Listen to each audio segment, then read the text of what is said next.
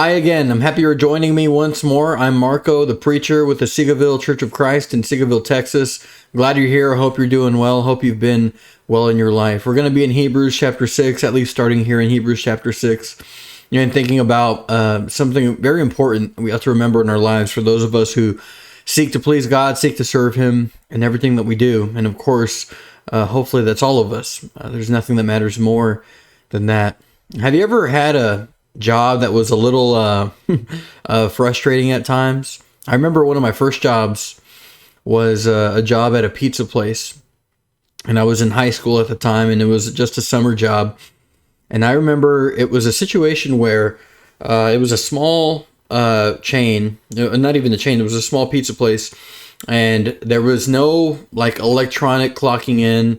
There was no even physical clocking in. If you ever kind of punch in at your job or something like that, you kind of put in your time card and it'll time stamp it there and you just put it in your spot.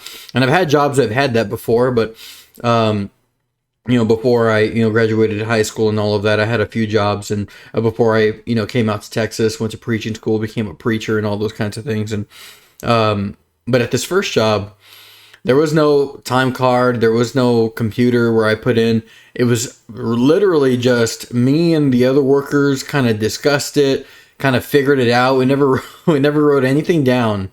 And so sometimes when I would get paid, it would be a little frustrating because we'd go, well, I think I worked more than that. And I think I worked more hours than what this pay is, right? And then we'd kind of think back and go, all right, Tuesday. What happened on Tuesday? You came in at 1, right? And I go, no, I'm pretty sure I came in like at 11. Pretty sure there's 2 hours here I should have been paid for. And no, I think you came in at 1. I don't know. And sometimes the manager, the boss would kind of forget. And it was kind of frustrating. And now again, I was just in high school. I think I was barely at the legal age to work, and I didn't really know any better. And I kind of was just fine with that system. And there were some things that I probably overlooked that I shouldn't have.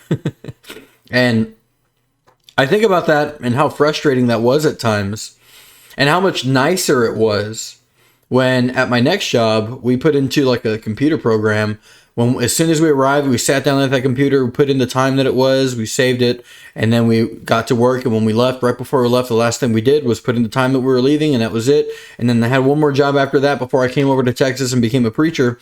And at that job, I would just kind of slip in a time card to a machine, and it was foolproof. Right? It was absolutely foolproof.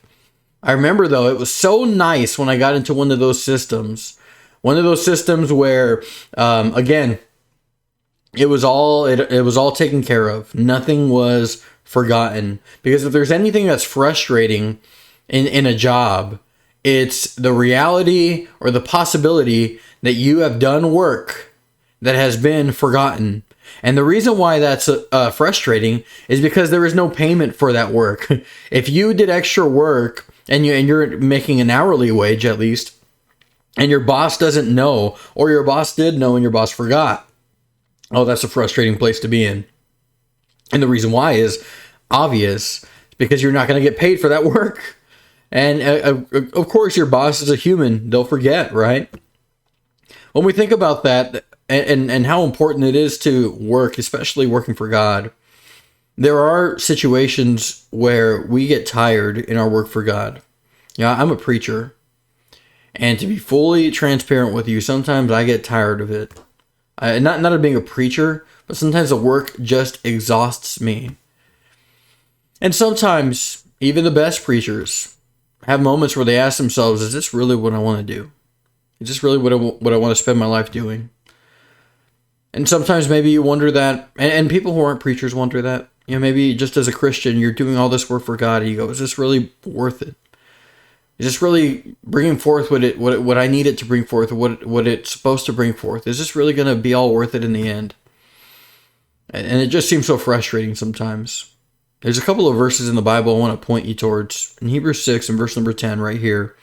For God is not unjust to forget your work and labor of love, which you have shown toward His name, in that you have ministered to the saints and do minister. It's kind of interesting here. A lot of humans, like a human boss, would probably forget if you didn't have any record of when you came in and when you left. But some might remember at times, and maybe if they were unjust, they would pretend like they didn't. You notice this is the reality here. God's not going to forget, right? That's not even a possibility. But you notice this. God is not unjust to where he would ever even consider forgetting, at least in the passage here in Hebrews 6:10. Again, God is not unjust to forget your work and labor of love, which you have shown toward his name. Everything that you do for God, he will not forget it. He knows that it happened. He will remember that it happened.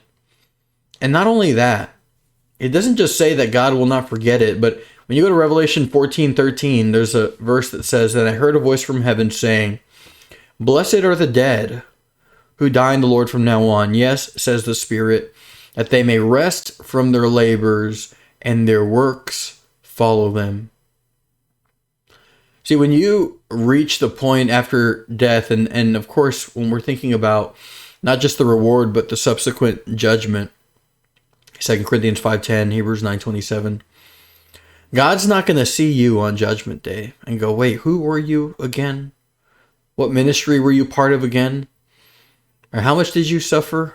Again, I don't remember. And then maybe you'd tell him, I did all this in your name, and I did this to serve you, and I brought this many people to you. And God goes, I don't remember that too much. I'm sorry.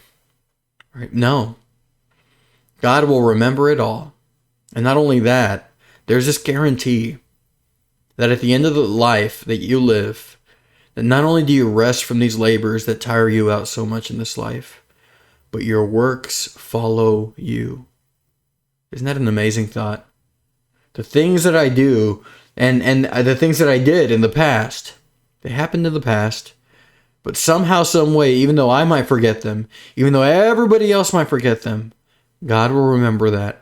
And not only will God remember that, the idea here is they follow me. It's like I have this big backpack, and I just keep on everything that I do kind of gets carried with me, gets taken with me, and one day when I'm in the presence of God, when I stand before Jesus for judgment, all of that will be right there with me. All of that will be right in his head. He'll know exactly what I did. He'll remember it all. Why? Because he is just. Never, ever, ever will there be a situation where God looks at someone who lived their life for him and says, I don't know who you are. Or God looks at someone who lived their life for him and said, I know that you did that, but I'm sorry, I don't really have much knowledge about that. No, the exact opposite is true. I get it. In your life working for God, sometimes you get tired. You start to wonder, question if it's all really worth it. Remember this. Remember that one day you will stand before God. And the suffering that you're going through now, the vigor that you're putting into your ministry now, the effort that you're putting into your labor now, is all being recorded. It's all being remembered. And it will all turn around and be right into the mix of where you stand with God someday. Whether you've lived a life of 80 years, 90 years, 100 years, and the vast majority of those are lives, the years lived as a Christian, spent as a Christian, or you become a Christian an hour before you die. Either way, what you've done for God will be taken with you into eternity. Your standing with God will depend so much on whether or not you served him in this life. This is not, and there was a lesson about this morning that I preached at Seagoville. This is not saying that it's all dependent on what you do. We don't do things perfectly. We don't do things to the very highest and best level the way God would if he were to come down from heaven and do it, just as he did it through his son, Jesus Christ. But did you give God your best? Did you have the best of intentions at heart? That obviously means so much. But without those things, we will fail. We absolutely will fail. So remember this in your life, and I want to encourage you this week. When you're doing your ministry for God, make sure your ministry, number one, is filled with prayer. God bless the ministry that I do to serve others, to glorify you here in this life. Continue to give me the energy. Continue to give me the strength, the opportunity, the ability to do this. And the attitude that remembers that you will not forget this, God. Though I may never receive any encouragement for the fact that I do it here in this life, though I may never have anyone who really knows that I'm the one that did all this in this life, it doesn't matter. God, help me to remember that all that matters is whether or not you see it, and you do. Thank you. I would encourage you to read the many passages in the Bible that include God recounting the past. You know, God does this in 1 Corinthians chapter 10. He recounts the past through Paul, those who left Egypt, and he talks about how they were blessed in 5 different ways. And then he also goes on in verses 1 through 11 to talk about how they sinned in 5 different ways. And he says these things were written to us as examples. Remember, everything Egypt did, God saw it, God took note of it, God remembered. He took note and remember their sin, and he also took note, remembered whenever they repented too. And God saw it all the good that they did, all the bad that they did. Remember how God sees everything. When you read the Old Testament, isn't it interesting?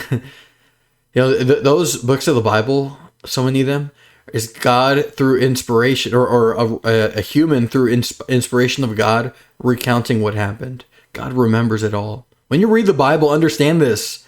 This is evidence that God remembers it all. Because those things were written after the fact, so much of the time. And thirdly and finally, as you go through your life, live each and every day with the knowledge, the understanding, God sees it all. Everything that I'm doing for him, he sees it all. Whether you're sitting behind a computer, doing some work for God in some way that might make you tired, that at times might feel a little bit monotonous, remember, God sees it all. And things like this are going to follow me into eternity.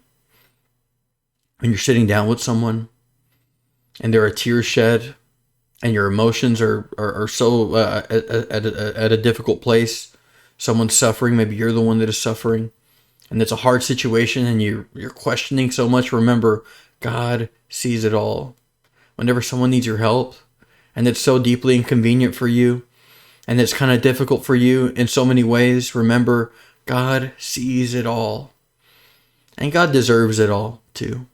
This isn't just about the fact that God sees it and we want some kind of a reward. No. Above all, it is the fact that I want to glorify God in this life. God sees it all, but also, and most importantly, God deserves it all. May God bless you, and may you be someone who lives for God each and every day, understanding everything I do in this life for his glory will go with me into glory in eternity. I love you very much. Lord willing, I'll see you next time. Take care. Goodbye.